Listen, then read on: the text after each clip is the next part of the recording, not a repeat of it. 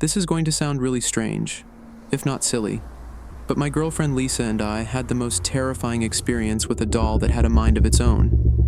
We weren't quite living together, but we spent most of our time at my house as Lisa was still technically living with her parents, so we had more alone time at mine. Gradually over a few months, Lisa kept more and more things at my house just because it was easier than running to and from hers every time she needed anything. After a visit to her parents one night to get some things, was the night I first saw the doll after Lisa brought it in with the clothes she had picked up. I sideways looked at it and said, "What the hell is that thing?" Lisa laughed and said, "She was a gift from an old neighbor of ours and my dad said it creeped him out so I brought her here."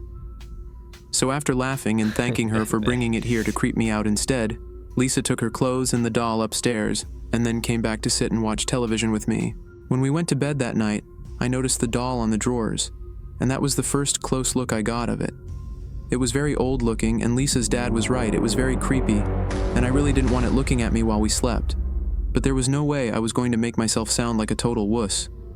So I said nothing and just settled down to sleep, but couldn't help staring at it before I drifted off, and the thing looked like it was staring back at me.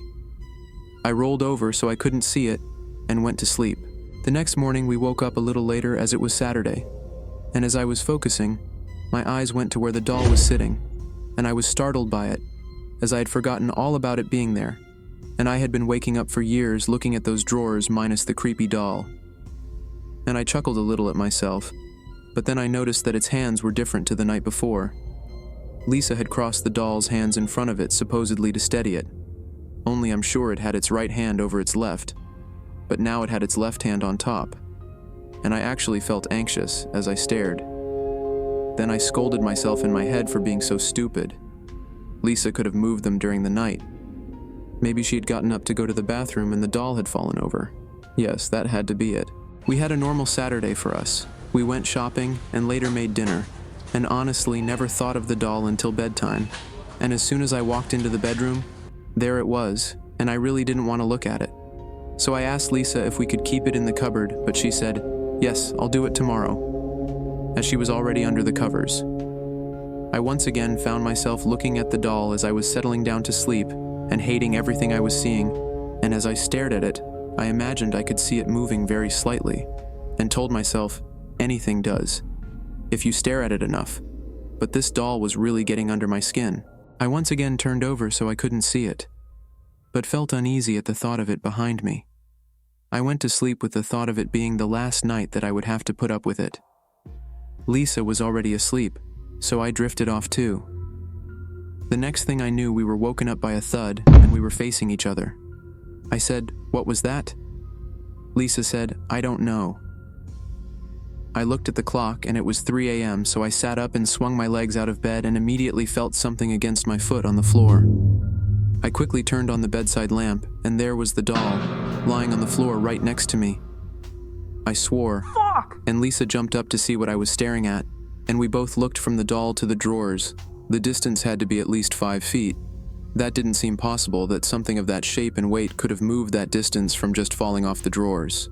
We got up and went downstairs, both of us a little rattled, and while Lisa made us a drink, I asked her the history of the doll, and she said she really didn't know that much about it, and she had only been gifted it by their elderly neighbor around 6 months ago, and she had died shortly after that.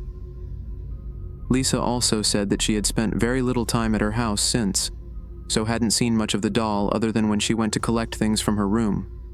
But now that she thought about it, the doll was generally in different places in her bedroom. But she just thought that her mom had done that while cleaning. We decided to go back to bed on the agreement that the doll would be placed in the cupboard at the top of the stairs.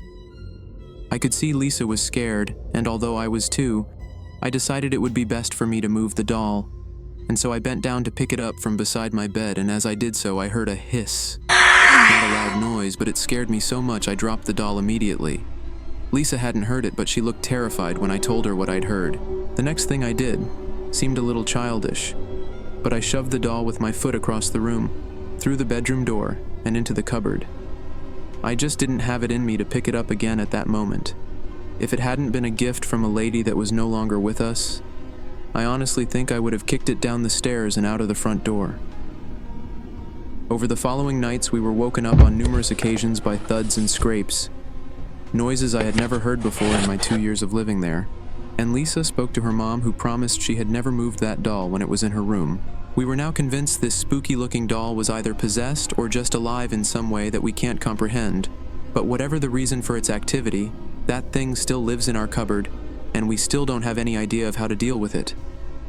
If our story is put on the channel, and anyone has any ideas as to what to do, please let Fear for Real know.